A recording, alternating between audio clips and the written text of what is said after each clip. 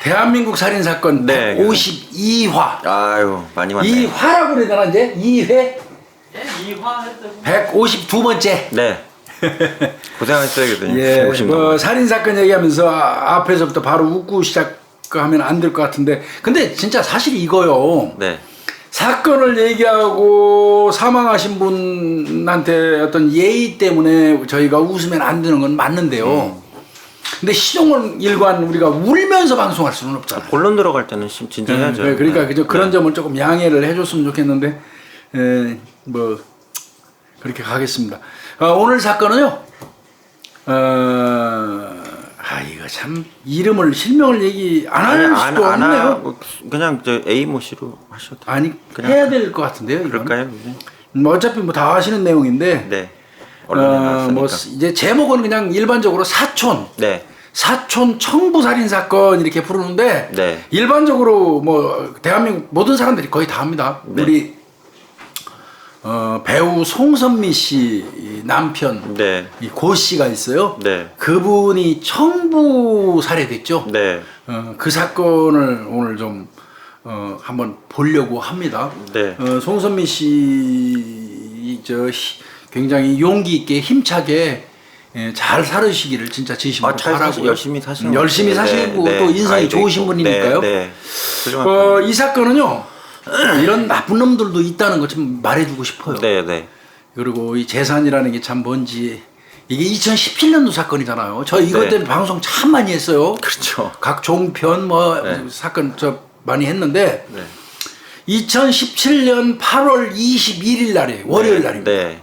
8월 21일이니까 뭐 한여름이네요. 그렇죠. 오전 11시 40분입니다. 네. 장소가 어디냐면 서울 서초구 반포동 서초 중앙로 쪽이에요. 네. 거기에 그 한 법무법인 저는 어딘지 압니다만 네. 그 법무법인으로부터 112로 서초경찰서 상황실로 신고 들어왔어요. 아주 긴급한 신고. 사람이 칼에 찔렸다. 이거 사람이 칼에 찔렸다. 놀라운 사건이네 이게. 변호사 사무실에서 그러니까 변호사 사무실에서 예. 사람이 칼에 찔렸다. 그러니까 뭐 경찰하고 119 동시에 출동했죠. 네. 그런데 그 법무법인 회의실이었어요. 그 장소가. 네. 거기 쓰러져 있는 이제 피해자가 아까 말씀드린 것처럼 이제 이 송선미 씨 남편 고 씨예요. 고모 감독님. 네. 이제 그분이 쓰러져 있는 거고 네. 바로 119에 의해서 서울 성모병원으로 이송을 한 겁니다. 네. 그럼에도 불구하고 사망했어요. 아유 어떻게. 딱 한 군데 찔린 겁니다. 일발. 한 번 일일 했잖아요. 공격입니다. 어우. 정확하게 목에 꽂힌 거예요. 예? 다른 상처 부위는 전혀 없습니다. 일에 한번 딱 찔렸는데 네. 운이 없게 찔리면서 제가 늘 말씀드리죠. 경동맥이 굉장히 위험하다고. 아우 그렇죠. 경동맥이 찔리면서 절단이 된 거예요. 엄청난 출혈이 많으셨겠네요. 이게 이제 제가 좀 참고적으로 이거 좀 찾아놨어요. 네. 경동맥 이제 목동맥이라고 일반적으로 네, 얘기해요. 네, 네. 이게 절단이 되면 바로 정신이 몽롱해지고 졸음이 밀려온다고 그래요. 네. 완전 차단 기준이에요. 네. 10초 내에 의식 상실이요. 10초 내. 10초 내. 예, 그다음에 왜 그러면 이게 뇌로 가는 산소가 급격히 떨어져 그렇죠. 버리니까 혈액이 안 올라가. 30초 전후 되면은 뭐 응급조치해도 그거는 뇌사 확정될 수밖에 없다는 거고요. 그러니까 어떻게 보면 이 목동맥이 인체의 가장 위험한 부위 중에 하나라는 거예요. 네. 다른 곳에 있는 동맥은 보통 피부, 지방, 근육까지 꽤 깊이 들어가 네, 있잖아요. 들어가 있죠. 큰 근데 동맥들은. 목은요, 네. 아주 얕은 위치에 있잖아요. 네, 얇아서 그렇죠. 얕은 목 위치에 있고 자체가. 네. 근육 자체가 얇고 네. 지방도 얇아서 이 목 부위는 굉장히 치명적이에요. 응? 그러니까 뭐 그런 얘기 나오잖아요. 살인 관련돼서 5에서 7cm 정도 쇠꼬챙이 하나만 가지고도 경동맥 공격하면 사람 살해할 수 있다는 거 아니에요. 열쇠로 이 목을 거가지고 사망한 경우도 있어요. 저 그 경우도 봤어요. 열쇠 있잖아요. 네, 네. 이거 여는 거. 네. 열쇠를 그었는데 열쇠가 이 경동맥을 절단하는 바람에 사망한 그런 케이스도. 군대에서도 주로 이제 네. 특수부대에서 공격할 때 목부위 공격할 때 그러니까. 가르쳐 주잖아요. 그러니까 운이 정말 아유, 내가 볼 그러네. 때 이 고 씨가 운이 없어요. 네. 이놈도 물론 살해할 목적으로 찔렀지만 이 사람을 한 번 공격해갖고 살해하기가 쉽지는 않아요. 그러면 그런데 운이 진짜 이 고 씨가 없는 것 같습니다. 경동맥이 절단돼 버리는 바람에 그럼 피해자분은 무슨 직업이셨어요? 그러니까 이 피해자 네, 그 송선미 씨 알아있죠. 남편 네, 이분은 네. 이제 45살 공호 씨인데 네. 설치미술가 겸 미술 영화 그 영화 미술 감독이에요. 아 미술 감독이셔요. 예. 아, 참 이게 송선미 씨 그 남편인데 네. 이게 뭐 터지니까 그때 난리 났잖아요 우리나라. 그렇죠. 그때 뉴스에 계속 뭐한 뭐 달은 엄청 났습니다, 도배했으니까. 이거 뭐 예. 대대적으로 뭐. 연애 프로그램부터 저도 인터뷰를 네 했으니까. 맞아요. 근데 그때 이 찌른 놈 있잖아요. 예. 그 새끼 경찰 올 때까지 기다리고 있었어요 살해해놓고. 에? 도망 안 갔어요 이 새끼. 그 저 28살 먹은 조모시갱이라는 놈인데 네. 조 씨예요. 네. 이 새끼 그냥 가만히 있다가 출동한 경찰에 의해서 현장에서 긴급 체포됐고요. 네. 그다음에 범행도구 그 회칼이에요 회칼. 그거 들어가기 직전에 법률사무소 들어가기 직전에 시장에서 산 거예요 그거 회칼. 그거 들고 그대로 현장에서 있으면서 검거되고 범행도구도 그냥 현장에서 경찰에 압수가 됐어요. 아니 무슨 종교적 테러범도 아니고. 그러니까요 이게 무슨 확신범도 아니고. 예, 뭐 도망가는 것도 아니고 뭐예요 이게? 그래서 이제 이놈 당연히 경찰이 잡아다가 그 범행 동기 물어봤겠죠. 뭐 일단 잡는 거는 끝났으니까 이제 여긴 덜었다 치고. 이거 사건은 복잡한 게 하나도 없어요. 네. 그거 잡았어요. 예. 그래서 물어봤어. 너 이 새끼 왜 사람 죽였어? 예. 이 새끼 하는 얘기가 그 사망한 고 씨가 자기가 알고 있는 그 고 씨의 사촌 곽 씨가 있대요. 곽. 사촌이 사촌 외사촌일 거예요. 곽씨고. 곽 씨. 네. 외사촌이 아닌가? 그 성이 틀리니까 외가겠네요. 예. 곽 씨가 그러니까 이 범인 조가 이놈이 자기가 알고 있는 사람이 이 사망하신 고 씨의 사촌인 곽 씨야. 그 이제 그런 게 있는데 두 사람이 고 씨하고 곽 씨가 이 재산 관계로 소송을 계속하고 있었대요. 소송 중이었어요. 소송을 계속하고 있는데 네. 자기가 곽 씨의 비밀을 같이 있다 보니까 곽 씨하고 그때 동거도 하고 있었다고 그랬어. 아 곽씨하고. 뭐 동거라고 그러니까 남녀 동거가 아니라 이제 한 원룸에 있었는 모양이에요. 그러다 보니까 곽 씨의 비밀 사항을 자기가 많이 알아서 곽 씨 비밀 사항을 자기가 싹 뽑아가지고 USB에 저장해서 고 씨한테 건네주고 고에게 대가를 받기로 했다는 거야. 그 건네주면 그 민사소송 여기에서 유리하니까. 그러니까 곽씨하고 지금 돌아가신 고씨하고 소송 중이었는데 곽씨하고 곽 씨의 비밀을 원래 캐다가 친했는데 그 USB를 빼다가 고씨한테 갖다 주기로 그러니까 했다, 그래서 그랬더니 고 씨가 많이 돈을 주기로 했는데 네. 1,000만 원밖에 안 주고 수억 원 주기로 원래 했다 고 씨가 나한테. 네. 근데 1,000만 원밖에 안 주고 끝까지 버텨서 나 열받아 갖고 우발적으로 화가 나서 내가 저 흉기를 휘둘렀다. 이렇게 이게 얘기했어요. 이 조가라는 놈이. 조씨 주장이죠. 요 놈이. 네. 그리고 이게 보도도 그렇게 됐어요. 마치 고 씨가 나쁜 사람 사촌하고 재산 싸움하는 과정에서 그 사촌의 저 지인을 통해서 정보를 몰래 입수해서 재산 싸움하는데 유리하게 써먹으려고 돈 준다고 그랬다가 조금 주는 바람에 죽었다. 그럼 이제 고 씨도 비난의 요소가 있는 것처럼 막 그날 보도가 됐었어. 욕하죠 이렇게 들으면. 그렇게 뭐 했었어요. 내용도 안 알아보고. 예. 근데 이제 이 분쟁은 무슨 분쟁이냐면 네. 이거 지금 사망하신 고 씨 있잖아요. 네. 고 씨 외할아버지가 일본에 살아요. 그리고 이제 곽 씨는 친손주죠, 친손주. 그렇죠. 그러니까 할아버지도 친손주. 지금 이 고 씨는 외손주예요. 네. 그러면 어떤 경우냐면 그 일본에 사는 할아버지가 일본에 가서 사는데 일본에 12명의 자녀를 뒀어요. 일본에 12명의 자녀가 있고요. 12명의 자녀 중에 10명은 아마 일본에 있겠죠. 일본 여성하고 결혼해서 낳은 것 같아요. 10명이고. 그리고 한국 여성하고 결혼해서 난 남매가 있는 거예요. 그 중에 딸 쪽이 고씨. 아들이 고씨. 네. 그 다음에 아들의 아들. 네. 장남의 아들이 이제 분쟁 중인 곽씨 이런 거예요. 그 두 사람이 이제 다툼을 하고 있는데 범행한 조가는 곽 씨하고 일본 유학 그 어학원 시절부터 알던 사이래요. 그래서 이 곽 씨 밑에 이 조가가 붙어서 한 달에 뭐 330만 원 카드 쓰는 그거 받아갖고 생활하면서 심부름하고 있었다는 거예요. 그러니까 곽 씨에 대해서 민사 걸고 있는 와중에 알고 있는 게 많으니까 내가 이걸 뽑아내서 고 씨 너한테 줄 테니까 이거 받고 나한테 수억 원 줘. 그런데 약속을 했는데 1,000만 원밖에 고 씨가 안 주고 그래서 내가 화가 나서 주겠다. 이게 조가의 얘기예요. 네. 그런데 그 내용이 그대로 언론에 난 거예요. 그러니까 언론에서는 언론에서는 제대로 확인도 안 하고 어떻게 보면 이거 내는 바람에 고 씨가 사망했음에도 불구하고 어떤 면에서 보면 정보 빼내놓고 저 닭발 내미는 바람에 죽음 당한 것처럼 예. 이렇게 이제 그 퍼졌던 거예요. 아유. 근데 이게 사실이 아니거든요, 이거. 그렇죠. 예. 제가 봐도 맞비가 안 맞아요. 그 다음에 그 경찰이 계속 조사를 했을 거 아니에요. 너 그렇죠. 진짜 그렇게 죽인 게 맞냐? 네, 계속 네. 물어봤는데 그럼 이 친구는 계속 그렇게만 주장한 거예요. 이러면 처음에는 무작정 그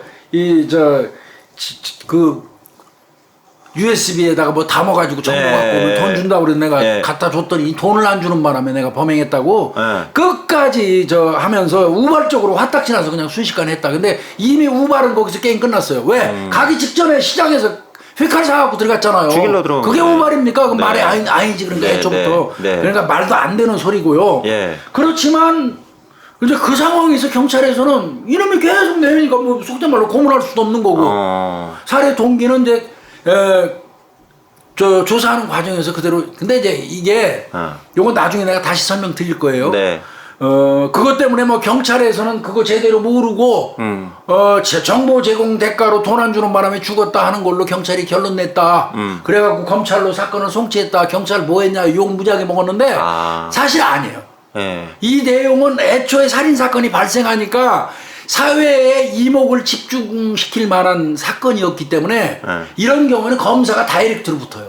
그래서 수사 지휘를 해요. 초동 단계 때 검사가 수사 경찰 지휘한다는 얘기죠. 서초경찰서하고 이미 검사하고 같이 조인이 돼서 경찰 단계에서는 요 정도까지. 왜 경찰은 10일밖에 사건을 갖고 있을 수가 없어요. 네. 이 정도 있는 상태에서 그냥 그대로 조사된 대로 그냥 검찰로 넘겨. 그리고 나머지 수사는 계속 진행할게. 네, 네. 이렇게 됐던 거거든요. 네. 근데 이제 욕도 엄청 먹죠 그때. 서초경찰서 좀 억울했죠 그때. 근데 짧은 시간에는 하기 좀 어렵고 일단 아니 검사한테 또 검찰도 양해를 한 거고요. 더 수사를 해야 된다는 거예요. 거기서 알았고. 추가 수사할 테니까요. 하여튼 그래서 경찰에서는 일단은 그 대가를 안 줘서 우발적으로 살인한 거 이런 형태로 해서 검찰로 이제 살인으로 기소해서 넘겼어요. 네. 송치를 기소위원 송치하고 검찰에서 받았어요. 네. 받았지만 검찰은 애초부터 이거는 경찰에서 그 진술한 내용이 거짓말이라고 판단하고 있었기 때문에 이제 쪼기 시작하는 거죠. 네. 계속 더 팠죠. 첫 번째로 본 건 뭘까요? 자, 살인을 저지를 만큼 감정을 가졌다고 보기에는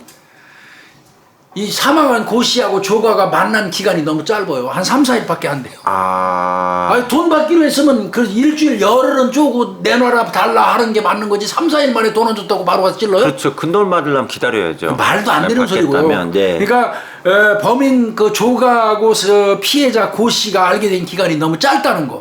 그건 좀 아닌 거고. 네. 그러면 그게 뭐냐면 조가가 사망한 고 씨한테 접근한 게 8월 17일이에요. 네. 8월 17일이면은 사건이 있기 전주 목요일. 그러네요. 사건은 월요일 날 났어요. 그럼 네. 3, 4일밖에 4일 만에 4일 만에 난 두 거예요. 번째 만나면서 죽였다는 얘기예요. 말이 안 되죠. 예, 이거는 말이 안 되는 거예요. 네. 아니 서로 약속을 했다고 칩시다. 약속해서 약속한 돈을 안 줬다고 하더라도 재차 돈을 요구하거나 이런 과정이 있는 거지. 죽으면 돈 못 받잖아요. 그렇죠. 돈도 못 받잖아. 또 죽으면. 논리적으로. 말이 돼. 그리고 한 번만에 안 줬다고 가서 찌릅니까? 그럼 말이 안 되죠. 계속 요구하게 되고 또 그 다음에 말씀하신 것처럼 죽고 나면 누구한테 돈 받을 거야? 누구한테 돈 받아? 말이 안 되지. 거기에다가 아까 말씀드린 것처럼 회칼은 가기 직전에 시장에서 샀잖아요. 예. 그럼 말이 안 되죠. 그 그럼 다음에 두 번째로 본 건 뭐예요, 교수님? CCTV. 그 안에서요? 예, 회의실에? 법무법인 변호사 사무실 다 법무법인 있지, 예. 회의실에 CCTV 다 있죠. 예. 분석했어요. 예. 서로 만나고 잠깐 얘기하고 이럴 때 다투거나 인상 쓰거나 막 우당탕탕 해야지. 그렇죠. 우발적일 수 맞아요. 있죠. 네. 그래서 그 표정이라든지 만남 대화를 전부 봤어요. 감정의 기복 같은 것도 보이잖아요, 얼굴에. 네. 봤더니 너무 자연스러운 거예요, 둘이 만나는 게. 처음에 이렇게 만나서 대화 나올 때는. 만남에서부터 살인 시간까지도 엄청 짧아. 앉자마자 그냥 찔러버린 거예요. 뭐 다투거나 할 것도 없는 거고. 이거는 처음부터 살인 목적으로 접근했다고 보는 게 타당한 거예요. 그러네요. CCTV? 네. 아까 말씀드린 것처럼 칼 미리 사놓은 거고요. 그러면 교수님. 그리고 난 다음에 경찰이 올 때까지 기다려 앉았어. 앉아서요? 네, 서서 기다리는 것도 앉아서 아니고. 기다려. 아유.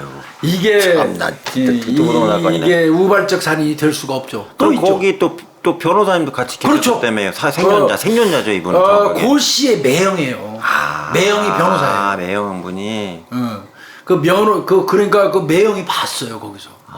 살인한 거 봤단 말이에요. 그리고 칼 들고 있으니까 아마 의자를 집어들어서 이렇게 커버를 하고 그러면 그 변호사님이 그 다 봤죠. 제압을 하려고 한 거야? 아니면 자기 방어를 하려고? 방어죠. 방어 의자 들고 뭐죠. 얼떨결에 막칵 찌르고 칼 들고 변호사한테도 있으니까. 공격을 한 거예요? 공격은 안 했다고 그러더라고요. 공격은 안 시도는 했고. 찌르고 나서. 어.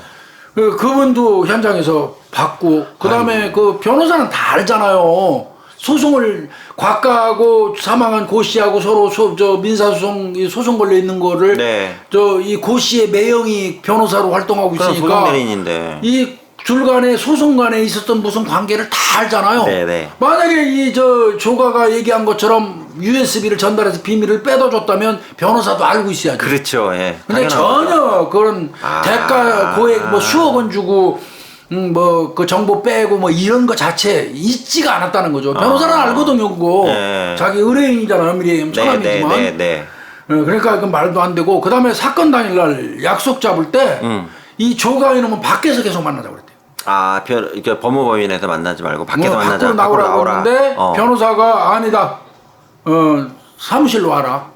사무실로 들어와라. 그래서 사무실에서 만나게 됐다는 거예요. 그 바람에 CCTV에서 다 찍히게 된 거고 그런 거고요. 그러면 애초부터 이거 만나는 것 자체가 죽이기 위해서 온 거라고 보이는 거죠. 그러니까 뭐 시간도 없이 그냥 우당탕하고 그냥 공격을 해버렸으니까. 그냥 바로 공격해버렸으니까 오자마자. 공격이 목적이네요. 만나는 그렇죠. 목적이. 그래서 이거는 조가가 진술한 내용은 이 살인의 이유로서 우발적 살인 뭐 이런 거 등등 뭐 돈 안 줘서 이거는 신빙성이 낮고요. 현저히 떨어지고 네. 살인 자체를 목적으로 둔 정황이 압도적으로 많은 거예요.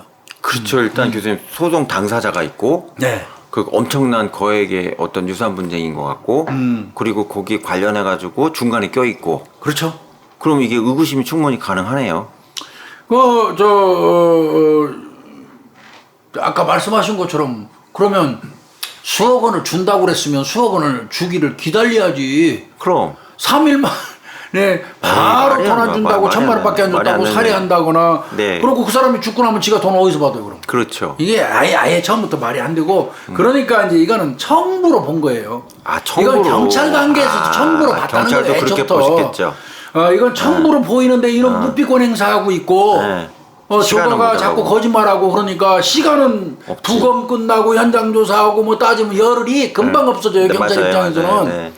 부검도 며칠 있다 하잖아요. 네. 이러니까 시간 할 시간은 없고 청부로 보인다는 의견서 다 써갖고 검사한테 넘겼다는 거예요. 최선을 다하셨네요. 네. 그렇게 했다는 거예요. 근데 이제 그러면- 언론에서 한동안 뭐 검찰에서 청부 밝혔는데 경찰에서는 뭐 우발적 살인으로 넘겼다 해가지고 하여튼 네, 그 그렇게- 언론 보도 보면 어떤 때 짜증나는 거 많아요. 그렇게 허술하게 안 하셨을 겁니다. 근데 이제 교수님, 그럼 여기 근본은 외사촌 간에 이제 그러면 어떤 것 때문에 그럼 곽 씨하고 조 씨, 그렇죠. 예. 이 사람들이 갈등이 있었는가가 예. 범행 동기하고 직결되기 때문에 그걸 봐야 되잖아요. 찾아봐야 돼. 네. 이거 봤어요. 어떻게 진행된 거예요? 아까 말씀드린 것처럼 네. 자 일본에 있는 외할아버지가 있어요. 곽 씨, 외할아버지 곽 씨죠. 곽 어르신. 네. 곽 씨, 이분은 네. 그 당시 99세예요. 100세에 근접하신 분이에요. 네, 이분이 네. 원래 충남 금산 출신인데 네. 10대 때 일본 넘어갔대요. 10대 아, 때. 일본에 넘어가고 거기서 인삼 장사. 금산이니까 인삼 유명하잖아요. 네. 금산 인삼. 일본인들이 긴생이라고 그래갖고 인삼이라면 깜빡 죽어 일본 놈들. 네. 아마 그 인삼으로 일본에 가갖고 조금 기반 잡은 모양이에요. 그 다음에 이제 철물도 좀 하고. 철물. 뭐 그러면서 이제 사업을 쭉 하면서 파친코. 교토하고 호텔이나 뭐 이런 것도. 교토, 오사카 이런 네. 데다가 이제 파친코로 벌은 돈, 그것도 카지노 이제 네. 뭐 이런 사업을 해갖고 수천억 대가 됐어요 재산이. 수조 원이라는 말도 있다고 보네요. 네.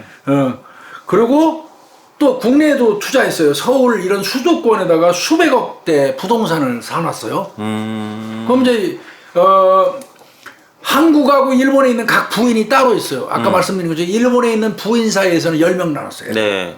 그 다음에 한국에 부인이 있는데 그게 곽씨, 그 지금 범행한 곽씨의 아버지. 네. 그게 아들이죠. 아들 있고. 그 다음에 또 그 딸의 아들이 고씨예요. 네. 외손주. 네. 요렇게 이제 12명 자녀가 있는 거예요. 그럼 과거 어르신이 굳이 일본에서 자리 잡고 대성을 하셨는데 한국에 굳이 부동산 투자를 하실 필요는 없잖아요. 그거는 아마 이제 한국에 있는 아들과 딸도 생각했지 않았나 싶어요. 그렇죠. 내가 생각은. 네, 저도 그렇게 생각이 드는데요. 그러고 이제 아마 99세 정도 되니까 네. 호텔이라든지 빠친코 이런 거 지분의 한 51% 정도를 아들한테 미리미리 이렇게 유산을 나눠주기 시작했나 봐. 일본에 있는 아들한테. 네. 그러니까 이 곽씨 아들 입장에서 볼 때는 바로 아들 이제 범행을 연관된 곽씨의 아들 말고 아버지 손자 아들 예. 이 곽씨 여기에서는 이거 국내에 있는 재산이라도 챙겨야겠다는 생각이 드는 것 같아요. 아버지가 자꾸 그쪽 일본 쪽에 있는 애들한테 막 지분 다 남기고 이러니까 국내에 사는 수백억 재산만큼은 우리가 좀 챙겨야 되겠다는 생각이 들었나 봐요. 그러니까 이제 아버지가 그 불안한 얘기를 했겠죠. 네. 그러니까 요 밑에 그 아들 손자 곽씨 예. 이 손자 곽씨가 아버지 말을 듣고 주도적으로 나서갖고 이거 할아버지 99세니까 내일 돌아가실지 언제 돌아가실지 그렇지. 모르니까 빨리 잽싸게 요 국내에 있는 부동산을 우리 쪽으로 옮겨놔야겠다고 생각했어요. 이 곽가가. 예. 그래가지고 먼 친척벌인 법무사가 하나 있대요. 네. 곽씨. 예. 그래서 그 할아버지 그 사람 그 법무사를 통해 갖고 국내에 있는 할아버지 재산을 전부 파악을 했어요. 네, 재산네. 부동산 현황 이런 거를. 예. 그래가지고 2016년도 8월 17일 날 네. 할아버지가 이제 할아버지 곽씨가 한국에 왔어요. 그러니까 이 친손자죠 이 곽씨. 예. 친손자가 자기 친동생하고 같이 할아버지 자택으로 찾아가서 와인을 마셔. 할아버지 권하면서. 네. 아니 손주가 와서 와인 할아버지 드세요 하고 드리고 그러면 얼마나 좋겠어. 할아버지 입장에서 한국에 와가지고 네. 한 잔 그 먹고 할아버지 잠이 딱 들었어. 그러자마자 요놈이 금고에서 몰래 인감도장을 꺼내. 그래가지고 미리 준비를 딱 해갔어요. 법무사하고 짜고. 네. 부동산 소유권 이전에 필요한 서류 네. 일체를 딱 해서 할아버지 금고에 있는 그 인감도장 찍어 다 찍는 거예요. 그 번호는 또 어떻게 알았대요? 그러니까 이거 뭐 사문서 위조죠. 100%.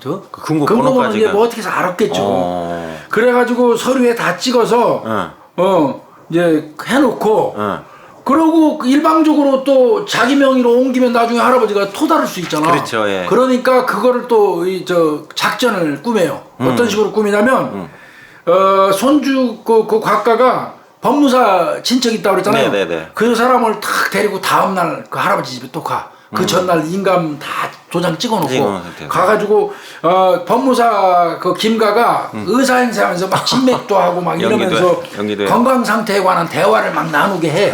이걸 찍어. 친손주는 이걸 찍어. 그러니까 건강에 좀 이상이 좀 있다는 식으로 좀 찍은 거예요. 찍어. 그러면서 할아버지가 곽씨 부자한테 국내에 전 재산을 증여한다는 그 의사를 법무사한테 전달하는 것처럼. 의사로 소개하고 갔는데 할아버지는 의사인 줄 알고 대화를 나누는 거야. 머리 건강이 어떠세요? 그리고 할아버지는 법무사가 의사인 줄 알아. 네. 대화 나누는 모습을 찍는 거야. 네. 그걸 찍어놓고 그 영상을 통해서 그 전날 도장 다 찍어놨잖아. 네. 그거를 들이밀면서 할아버지가 그날 법무사한테 이렇게 부동산 가져가라고 얘기를 했다. 뭐 유언 얘기하는 식으로 해버렸네 그냥. 법무사 통해서 곽씨한테 전 재산 준다는 거 국내에 이렇게 얘기한 것처럼 만드는 거지. 그러니까 할아버지는 의사인 줄 알고 대화한 거. 요놈은 몰래 찍어갖고 그거를 법무사한테 할아버지가 말한 것처럼 재산 증여하는 거를 법무사 앞에서 말한 것처럼 꼭 찍은 거예요. 참 웃기는 거지. 그래서 그런 수법으로 해가지고 이제 성공했다고 본 거야. 동영상이 있으니까. 그러니까 찍었지. 인감도 찍었지. 미리 인감은 그 전날 찍어놨잖아. 그걸 행사할 수가 있는 거야. 네. 동영상이 있으니까 할아버지가 법무사한테 증여하는 거 다 찍어놨습니다. 요거 뒤를 두드려 맞춰놓은 거지. 그게 있으니까 마음 놓고 이제 소유권 이전 등기 해버린 거야. 그래서 이전 등기를 한 거예요. 이전 등기. 그게 680억대 부동산 증여계획서를 딱 이제 해서 예금도 3억 4천 정도 있는 것도 이체하고. 그것도 이체하고요. 그 할아버지 주식도 팔아갖고 한 5억 정도 먹었다고 그러더라고. 그러니까 할아버지 국내에 있는 건 쓱싹 다 자기 앞으로 싹 옮겨놓은 거예요. 자, 이렇게 돼버리니까 엄밀히 얘기하면 여기는 아들이고 이 고씨 사망한 고씨의 엄마는 딸이잖아. 네. 딸이 보니까 말이 안 되잖아. 그 지분은 똑같은데. 780억 재산을 아들한테만 다 넘겨주고 680을 아들한테만 넘겨주고 우리한테는 한 푼도 안 준다는 게 말이 안 되잖아. 말이 안 되죠. 그건. 이거는 뭔가 문제가 있다고 본 거예요. 고 씨 어머니가. 그래가지고 이 고 씨를 데리고 사망한 고 씨를 데리고 일본으로 넘어가요. 가서 아버지 만나는 거지. 아버지 만나고 그 사실을 알린 거야. 아버지 왜 그 아들한테만 다 주고 나는 딸인데 똑같은 자식인데 왜 10원짜리 하나 안 줘요? 그러니까 그렇지. 할아버지가 뭔 얘기야? 내가 언제 걔한테 증여했어? 이렇게 된 거지. 예. 그러니까 이제 화를 내고 이놈의 새끼 이거 처벌하라고. 너 한국에 가서. 친선주의로. 예. 이거 처벌하라고. 이놈의 새끼 그저 형사 처벌하라고. 그래서 이제 와가지고 이 고 씨가 자기 누나의 남편이지. 변호사. 그 변호사한테 이거 사건 의뢰를 한 거예요. 형사로 일단은 가야겠네요. 근데 이게 아시다시피 친족 간에는 재산범죄는 처벌 못 하잖아. 친족상 그래. 횡령 이런 거 안 된단 말이야. 재산범죄 안 되죠. 딱 걸을 수 있는 게 하나밖에 없어. 사문서 위조죄. 그렇죠. 예. 위조가 됐네요. 위조 관련돼서는 이건 친족상도례가 성립이 안 되니까. 네. 그래서 걸은 게 사문서 위조로 이제 이 고 씨가 매형을 통해서 이쪽 사촌 곽 씨를 걸은 거예요. 그래서 둘이 이제 분쟁이 있는 거고. 네. 그 분쟁 속에 조가라는 놈이 곽 씨 밑에서 붙어 있었던 거야. 네. 근데 이 둘이 만난 것도 이 곽 씨가 일본 건너가고 할아버지가 있으니까 이제 어학원 댕겼나 봐. 네. 그때 이 조가라는 놈도 어학원 댕기면서 그때 만났대. 유학을 가서. 그리고 한국에 와서는 이제 빌 붙어 있었던 거예요. 곽과 심부름하면서 330만 원 카드 가지고 330만 원 한도짜리 카드 하나 줬다더라고. 월급이 300. 그랬던 거예요. 네. 그러면 조 씨하고 곽 씨가. 그러니까 고 씨, 고 씨가 매형 그한테 사문서 위조죄 고소장을 받아가고 서울 종로경찰서로 이제 관할에다 고소한 거예요. 네. 고소해서 이제 저 사건 접수하고 민사 형사 다 걸어놓는 거지. 왜? 요거 780 간 거 다시 원위치 시켜놔야 될 거 아니에요? 680. 680 간 거 다시 원위치 시켜야지 나중에 똑같이 유산 5대5로 해야죠. 상속받지. 네. 그래서 이제 민형사가 진행되고 있었던 거고 매형이 이제 맡은 거죠 그게.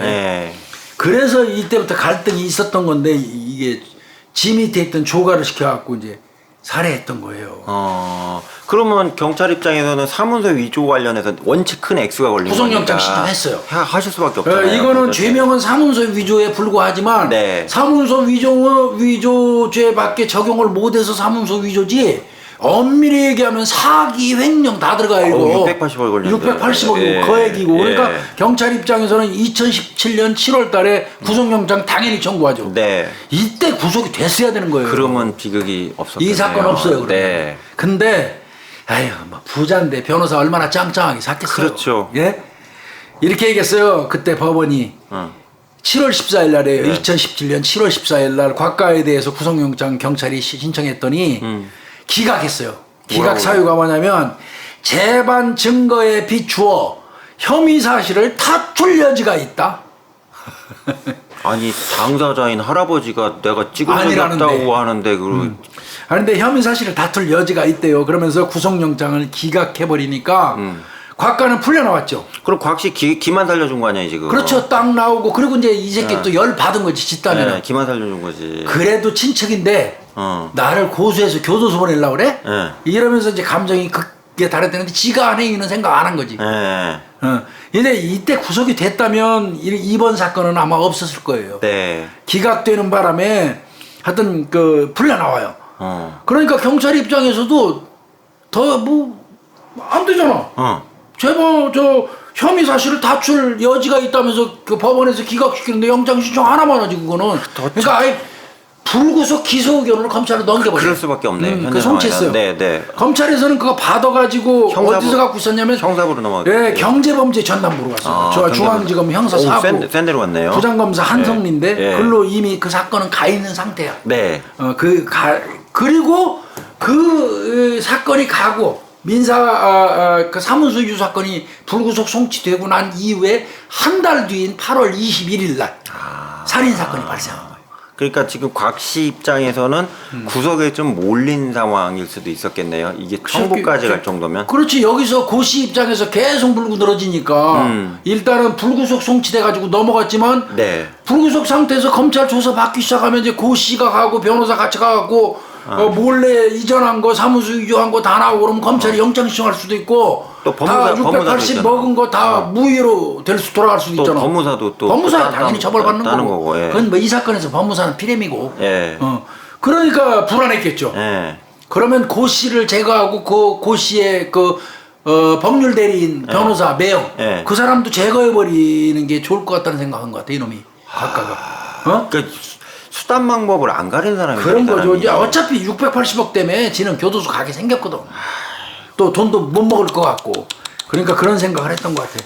이거 저 사건 처음에 살인 사건 났을 때 이 송선민 씨 쪽 그 유족 측에서 아까 말씀드린 것처럼 무슨 사춘간에 재산 다툼이 있어갖고 그런 것처럼 이렇게 그 보도난 거 바람직하지 않다. 할아버지의 의사의 지시를 받고. 그럼. 할아버지 의사에 기하여 소송행위를 하고 있었는데 그거를 마치 네. 재산 다툼 있는 거 마냥 또 몰래 정보 빼오는 걸로 대가 준다고 거짓말해가지고 조금 주는 바람에 죽은 것처럼 이렇게 보도 나온 거 유감이라고 얘기를 많이 했었어요. 그리고 송선미 씨는 사건에 사실은 아무 관계가 관계도 없잖아요. 없고. 남편의 소송일 뿐이지. 피해자예요, 송선미 네, 씨는. 아무 관계 없는 남편은 건데. 피해자예요. 네. 근데 이 연예인 하고 있는 사람한테 그 남편을 악의적인 보도를 하면 에이. 송선미 씨한테도 불똥 튀기고 2중 3중으로 이건 잘못된 거지. 이거 정말 언론 보도 앞다투어서 사실 확인 없이 막 그 보도하는 거. 이거 한마디로 이제 말한다 그러면 씨 부린다고 그러는데 이건 안 되는 거예요. 나쁜 놈들이에요. 네, 이런 이건 보도, 안 책임 없는 되는 거예요. 보도. 네. 그러면 이제 어느 정도 윤곽이 곽씨 쪽으로 이제 포커스가 좀 잡혀지기 시작하셨겠네요. 이제 그러면 여기서 예. 이제 검찰에서 송치 받았잖아요. 저는 뭐 살인 사건 송치 네. 받았잖아. 네. 뭐 경찰에서는 이제 뭐 그 우발로 한다 그러고 일단 검사한테 줬으니까. 네. 근데 이 사건은요. 살인 사건이 나자마자 초기 단계에서부터 검사가 개입을 했어요. 개입을 해가지고 지금은 이제 그런 일 없겠지만 경찰 수사 단계에서 하고 있으면 그냥 그대로 현재 조사한 상태로 그냥 그대로 어떤 그냥 송치 의견 써서 일단 보내셔. 네. 이렇게 지시하거든요. 네. 그러니까 서초경찰서는 검사가 처음부터 아예 원래 살인 사건 나면 현장에 검사 나오지도 않아요. 근데 이 사건은 이제 사회 이목이 좀 집중되는 큰 사건이다 보니까 네. 현장에 나와서 그때부터 지휘가 시작이 됐어요. 경찰한테. 지금은 이제 경찰 지휘 못하죠. 네. 그렇지만 그 당시에는 그렇게 했고 빨리 송치해라. 이래서 경찰에서 이거 검찰로 넘겨준 거거든요. 그 상황에서. 그러면 그러니까 그게 경찰이 비난받을 일은 없는 거예요. 그럼 그거. 검찰에는 두 개의 파트가 붙은 거네요. 지금 그렇지. 이 사건을 이제 말하자면. 이미 아까 그 네. 사문서 위주 사건은 네. 경제사건 전담부 4부에서 갖고 있었던 거예요. 가지고 있고 이 살인 사건은 네. 3부로 간 거예요. 일반 형사로. 이쪽으로. 그러니까 두 기능이 합쳐진 거예요. 피의자가 하나니까. 그러네. 두 기능이 합쳐져 가지고 이거 큰 사건이거든요. 큰 사건이 돼버렸네요. 네. 완 자체가. 그래서 경찰에서 합쳐가지고 이제 수사에 들어가는데 경찰에서 초기 단계에서 수집했던 압수수색한 자료들 있잖아요. 네. 뭐 휴대폰, 노트북 이런 거. 네. 경찰에서 전부 초기 단계에서 압수해 놓은 거 있잖아요. 그걸 이제 분석 들어가는 거예요. 분석이 들어가갖고 거기에서 뭐를 찾았냐면 네. 이 곽가 예. 어떻게 보면 사주한 조 씨를 사주한 예. 이 곽가 휴대폰 찾았어요. 곽가는 조사할 때 검찰에서 계속 묵비권 행사했대요. 아예 한마디도 안 했대요. 아예요. 예. 근데 곽가 휴대폰에서 예. 중요한 걸 하나 찾아요. 뭘 그게 찾았어요, 그게? 2016년 8월 달에 촬영한 건데 할아버지하고 대화한 영상이 있어요. 할아버지하고 대화한 영상인데 할아버지한테 증여라는 말을 이끌어내려고 애를 쓰는 거예요. 할아버지 어쩌고 저쩌고 증여. 할아버지는 증여 소리를 입적도 안 해. 끝까지. 그렇게 할아버지 재산을 증여받으려고 애쓰는 그거를 녹음을 계속 하는 거야. 그래 할아버지가 술이 취하거나 뭐 해서 그래 증여하면 그걸 이제 써먹으려고 그렇게 시도한 흔적 그 영상도 찾았고요. 촬영을 한 거네요. 네, 네. 할아버지랑 얘기하면서. 네, 그래서 이제 그것도 찾았고. 그럼 일단은 그런 의도를 아주 세게, 그러니까 집요하게 뭐 그러니까 불법이라도 좀 해서 나 재산을 다 가져가겠다 이런 의도는 어느 정도 가지고 있었다는 거지. 영상에서 보여주는 그게 거네요. 어떤 면에서 보면 할아버지하고 증여 소리를 유도한 영상이 네. 지 유죄 증거로 쓰이는데 압도적인 그 역할을 이게 했죠. 거꾸로 독이 된 거네요. 독이 됐죠, 지 입장에서는. 근데 지는 이제 증여 소리만 나오면 그냥 하려고 계속 증여를 유도했는데 할아버지가 네. 증여를 절대로 말 안 해. 99세인데도. 아니 그럼 돈이 이렇게 많으신데 그 다 알죠 다 그럼. 그리고 또 나온 게 네. 이제 그 살해한 그 범행한 조 씨, 네, 실행범 그다음에 조 씨. 그 이제 그 곽가 네. 손자, 요 둘이 카카오톡 내용이 나와요. 살인하고 관련된 단서가 2017년 9월 26일 날 카톡 내용인데요. 네. 검찰이 이걸 찾았어요. 그것도 카톡 내용. 거기 그러고 근데 이 그 조가가 검색한 기록도 D4를 했어요. 꼭 하죠, 꼭 검색을. 보니까 예. 청부살인 방법, 예, 암살 방식, 예. 조선족 통한 청부살인 이런 거를 키워드가 나왔어요. 이 조가가 검색 기록이. 그 다음에 또 곽가가 이 조가한테 흥신소를 통해서 청부살인해라. 그럼 네가 직접 못하면 흥신소 통해서 해라. 그러니까 이런 그 흥신소 좀 알아봐봐. 이런 문자 메시지가 2017년 9월 27일 날 그 조가의 휴대폰에 이 문자가 있어요. 그럼 실제로 조 씨가 실행을 한 거예요, 그걸 찾으려고. 아 그러니까 그 흥신소도 알아보긴 했지. 곽가가 시키니까. 네가 못하면 이 새끼야 흥신소라도 알아봐서 해봐. 그런 문자가 왔어. 그걸 찾아냈어. 조가 휴대폰에서. 그 다음에 이제 이 곽가가 그 살해되고 난 이후에 검색 기록을 또 한 게 있어요. 곽가가. 네. 그 친손자 곽가가. 네. 지금부터는 친손자, 살해한 놈, 외손자 이렇게 갈게요. 네. 친손자 곽가가 검색 기록이 있는데 D4를 했더니 살인 교사죄 형량. 지 형량 미리 알아본 거네. 그거 알아본 거예요. 그 다음에 우발적 살인. 그것도 요게 키워드로 찾아본 것도 빠져나가려고 하는 거예요. 곽가의 그 검색 기록에서 찾았어요. 그 다음에 또 하나 찾은 게 아주 중요한 게 아주 아우, 많이 결정적인 게 나왔네. 나중에 또 나왔는데 네. 이 곽가 친손자 곽가가 살인범 조가한테 필리핀에 가서 살면 된다 하고 보낸 문자 메시지가 있어요. 필리핀에 가서 살면 된다. 그러니까 죽이고 너는 필리핀 도망가라 그 소리예요. 요거를 찾아내서 이 정도 되면 게임 끝난 거 아니에요? 그렇죠. 이건 거의 퍼펙트네요, 나온 게. 자 이런 정도의 증거가 나왔음에도 불구하고 조가는 지가 그냥 독박 쓰는 거야 계속. 이 친손자 곽 씨하고는 관련 없다. 친손자는 계속 묵비권 관련 행사하고. 없다. 나는 고 씨가 돈 준다고 그래서 배신했는데 고 씨가 나한테 돈을 안 줬기 때문에 죽인 거라고 끝까지 뻗대고 있는 거야. 그 외손자가 와중에 나를 열받게 검찰이 이제 제대로 머리 쓴 거예요. 사문소유주로 미리 기소된 게 있었죠. 곽가가. 네. 친손자 곽가가. 네. 사문소유주로 먼저 구속을 시켜버려요. 곽가를. 그러면 조가는 곽가만 믿고 있는 거예요. 변호사 사주고 다 한다고 그래서 믿고 네. 있는데 네. 물 주잖아. 네. 그래서 계속 오리발 까고 있는데 네.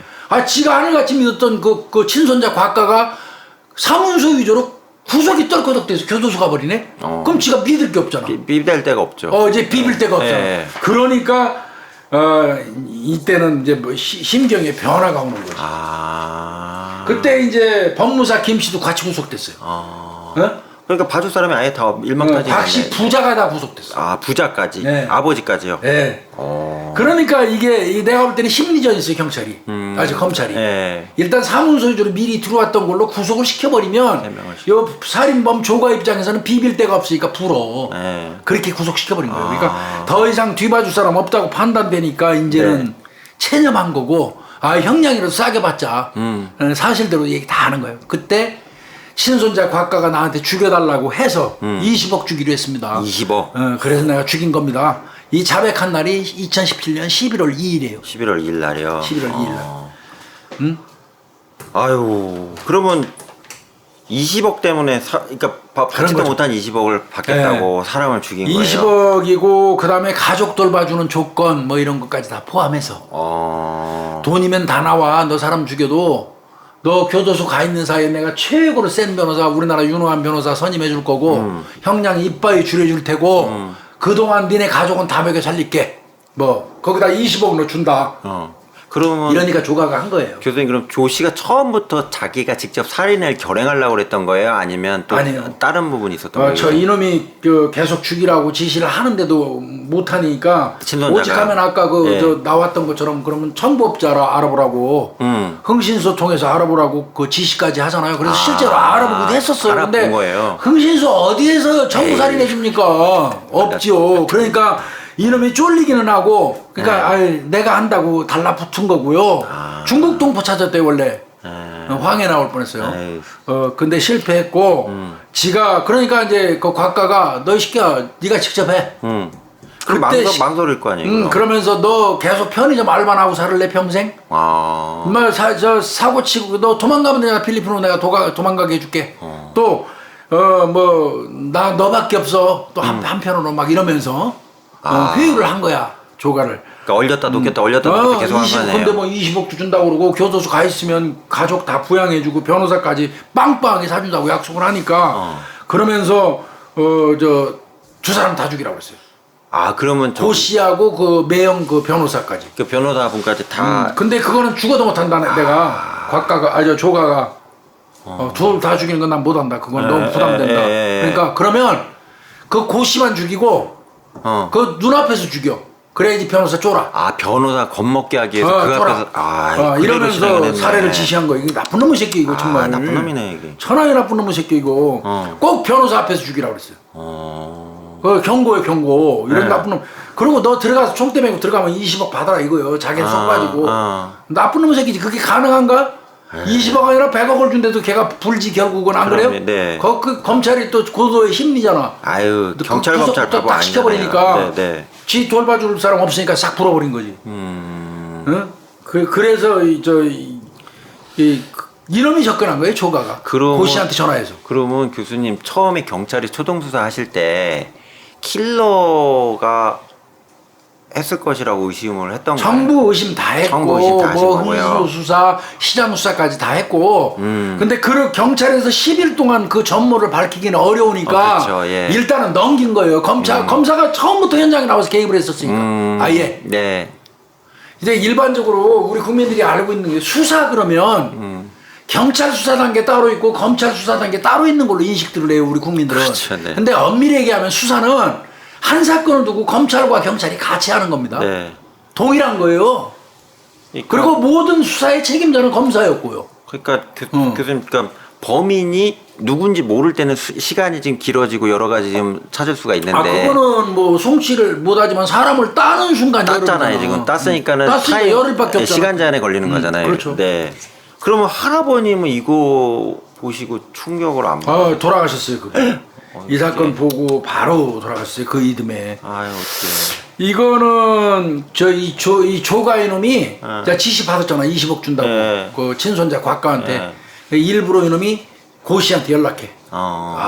내가 저 곽가 밑에 있었는데 이게 인간성도 나쁘고 이 새끼 내가 이거 비밀을 많이 알아요. 소송 중이시죠? 그렇죠. 내 비밀 많이 하는데 내 USB에다 다 담아다 줄 테니까 저 좀 도와주세요. 그러면서 덫을 놔요. 그래서 USB에 그 큰 영향가 없는 걸 전달을 했어요. 고 씨가 받아서 당연히 매형 변호사한테 줬겠지. 네. 의미도 없더라는 거예요. 네. 그런 상황이 됐는데 요놈이 연락하는 거예요. 좀 만나요. 또 더 있어요. 소스 줄게. 그러면서 밖에서 만나자고 그러는데 여기서 별것도 아닌데 이상하게 달라붙잖아. 자꾸 네. 제보 준다고 그러면서. 네. 그러니까 법률 사무실로 와라 한 거예요. 나름대로 감은 있으셨네요. 감이 있었던 거예요. 법률 사무실로 와라 하니까 이 새끼가 가서 거기서 그렇게 공격할 거라고는 생각도 못 한 거죠. 그렇죠. 예. 그렇게 그 두 번째 만나면서 살해한 거예요. 아른 지가 4일밖에 안 됐는데 살해 동기가 성립돼요? 안 되죠. 그러니까 그렇게 했던 거예요. 예. 그럼 교수님 처음에요 단 네. 한 차례 공격이기 때문에 엄청나게 숙달된 킬러로 봤다는 거예요 이놈을 조가를. 근데 그거는 아니었던 것 같고요. 할아버지는 그냥 99세로 12월 달에 사망했어요. 정정하신데 충격을 너무 많이 가셨네. 그럼 재판에서는 어떻게 진행이 됐어요? 이거 곽가 이 친손자 곽가는 아예 처음부터 끝까지 살인 교사 이거 나 안 했다.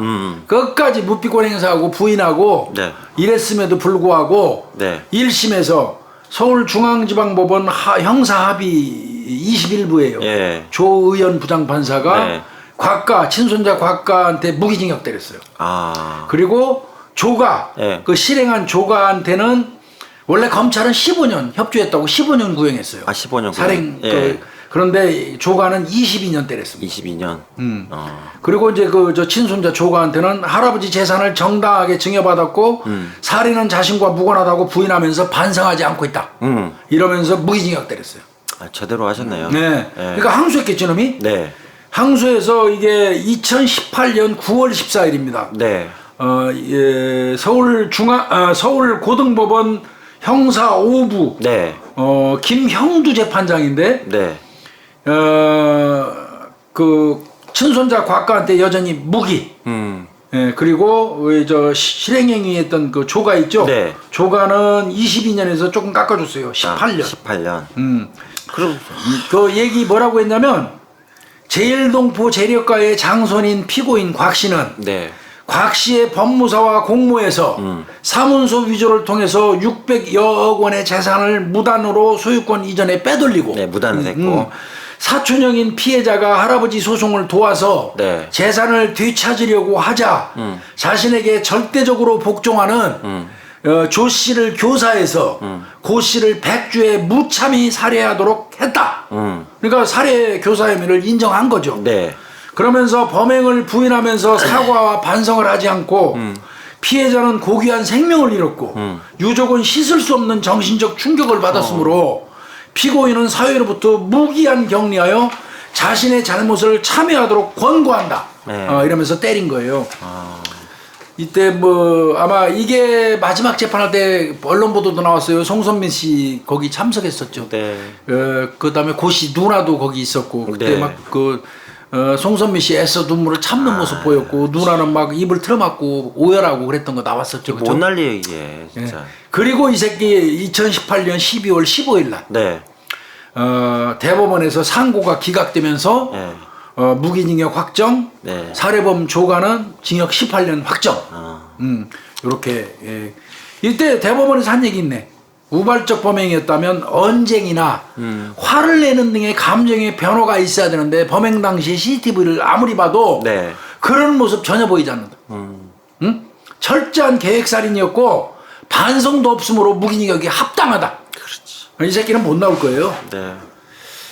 그래서 이렇게 사망하게 됐고요. 송선미 씨는 이제 가만히 못 있죠. 민사소송 걸어야죠. 당연히 그러죠. 이 과가 친손자 네, 과가를 네. 상대로 해서 네. 손해배상 청구를 했어요. 네. 그래서 2019년 4월달에 송선미 씨하고 딸이 있잖아요. 네, 그 딸이 딸하고 있죠. 둘이 과가를 상대로 해서 4월 25일날 서울중앙지방법원 민사합의 30부 거기에서 13억 1천만 원. 그러니까 송선미 씨한테 7억 8천만 원. 네. 송선미 씨 딸한테 5억 3,600만 원. 그래서 뭐 13억 한 1천만 원 배상하라고 이렇게 아유, 사람 목숨값 판결이 네, 뭐. 나왔습니다. 그런데 이제 제 생각은요, 이 과가는 상속 못 받아요. 그렇죠. 네. 그 다음에 과가 부자가 내가 볼 때 다 못 받을 것 같아요. 네. 사문서 위조가 들어갔는데, 근데 유언장 위조만 사실은 상속 그 불가사유거든. 그러면 엄밀히 얘기하면 할아버지의 재산을 바로 아들인 친손자 과가의 아버지한테 간단 말이야. 네. 그 아버지한테 간 거를 얘가 받는 거거든. 네. 요 범행한 놈이. 근데 네. 요 놈은 직접 상속자는 아니란 말이야. 그러니까 친손자 과가의 아버지 곽 씨가 유산을 받을 것 같아요. 그게 유언장 위조는 아니기 때문에. 네. 예. 그래서 받아도 요 놈은 그 유언에 어떻게 될지 모르겠어요. 그건 좀 따져봐야 되고. 다만 여기는 딸이잖아요. 네. 죽은 고 씨의 어머니 딸은 받죠. 네. 할아버지가 돌아가셨으니까 받았을 거예요, 유산. 네. 네. 받은 거에서 아들 고 씨한테 가야 되는데 아들이 사망했으니까 며느리. 네. 이 송선민 씨가 재혼하지 않는 이상은 며느리 상태잖아요. 그렇죠. 그다음에 손주 딸이 있잖아요. 네, 자녀. 이 두 사람한테 대습 상속될 네. 것 같습니다. 예. 아유, 참. 저 재혼하지 않는 이상은 남편 상속분은 송선미 씨가 그 대습 상속할 걸로 보여요. 네. 네. 네. 이런 정부 살인도 있었어요. 이야, 정말 살벌하죠, 그렇죠? 그 졸제 그 아빠를 잃은 딸이나 남편을 잃은 부인은 그러니까요, 이게 송선미 씨 말이 진짜 돼요. 안타깝더라고요, 이거. 누나도 마찬가지고요. 송선미 씨 저 연예인 그 입장을 떠나서 그냥 그럼요. 자연인의 한 사람을 네, 본다 네, 하더라도 사람인데. 남편을 그냥 남편을 잃은 자에 그냥 순식간에 네. 예, 그 잃어버리고 그 언론에 좀 초기 단계 개떡병 같은 언론들 때문에 그 난도자 마음 말이 안 고생 되는 나고. 얘기죠. 송선미 씨 알아봤더니 송선미 씨가 96년도에 슈퍼 엘리트 모델 선발대회에서 2등 해가지고 네. 네. 들어와서 SBS 드라마로 데뷔했는데 네. 31살의 남편하고 2015년도에 만나가지고 2015년도에 딸났단 그러니까. 말이에요. 2006년에 결혼했고. 네. 하여튼 그 송선미 씨 굉장히 그 아픔 속에서 살아오고 계시는데 우리가 또 이거를 다뤄서 또 아픔을 근데- 상기시키는 아니 근데 교수님 일단 언론에 앞서 교수님이 비판 그거라도 지적하신 해주고 싶었어요 제가. 그런 식으로 아는 분이 지금도 많으셔요. 그거 아니라는 거. 아닌 내용으로 사실로 아시는 분이 많기 때문에 그거를 좀 오류를 정정하고 월 내용에 대해서 얘기해 주신 거는 전 잘 선정했다고 생각합니다. 네, 송선미 씨한테 또 신뢰가 아닌지 이런 생각도 들고요. 여하간 송선미 씨 용기 내서 네. 딸하고 정말 씩씩하게 네. 잘 사시면서 승승장구하시길 네, 바라고요. 네, 네. 돌아가신 분의 그 명복을 저희가 빌면서 네, 고맙습니다. 저 친손자 곽가 그 살인을 그 실행한 그 조가 네. 이 두 사람은 평생 동안 피눈물 흘리면서 살기를 기원합니다. 네. 아이고 장시간 고생했어요. 오늘 꽤 오래 했네요. 아니요. 그죠? 고생하셨습니다. 교수님. 네. 자, 이쯤에서 마치겠습니다. 네, 수고했어요. 감사합니다.